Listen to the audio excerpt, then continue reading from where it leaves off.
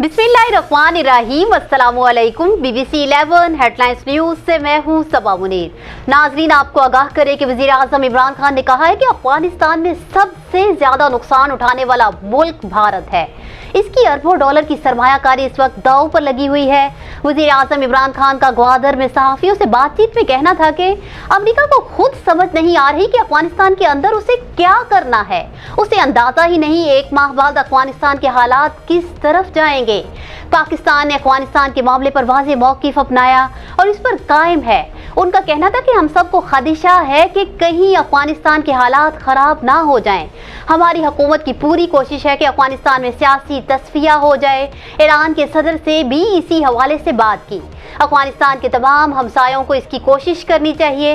इमरान खान ने कहा है कि हम चाहते हैं कि अफगानिस्तान में इंतशार ना फैले, लंबी सिविल वार ना हो। उन्होंने कहा है कि अफगानी हमारे भाई हैं, अगर इंतशार हुआ तो उन्हें सबसे ज्यादा नुकसान होगा। अफगानिस्तान में 40 साल से पहले ही इंतशार है। उन्होंने खदशा जाहिर किया कि अफगानिस्तान में इंतशार से हमारी सेंट्रल एशिया से सारी तजारत मुतासिर हो जाएगी। हमारे वजीर खारजा पूरी कोशिश कर रहे हैं, तालिबान से भी बात करेंगे, किसी तरीके से कोई सियासी सेटलमेंट हो जाए।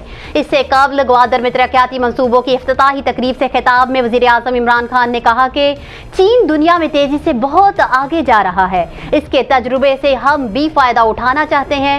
वज़ीर-ए-आज़म इमरान खान ने मजीद बताया कि ग्वादर सेंट्रल एशिया तक मुंसलिक होगा, जल्द उज़्बेकिस्तान का दौरा करूंगा। उनका कहना था कि बदकिस्मती से माजी में बलोचिस्तान में कोई तरक्याती काम नहीं हुआ।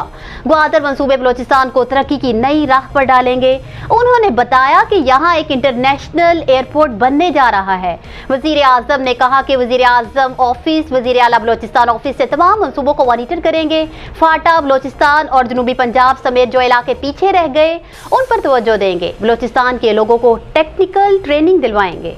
न्यूज़ स्टूडियो से फिल वक्त इतना ही। मज़ीद तफ़सीलात और अपडेट्स के लिए देखते रहिए BBC 11 हेडलाइंस न्यूज़।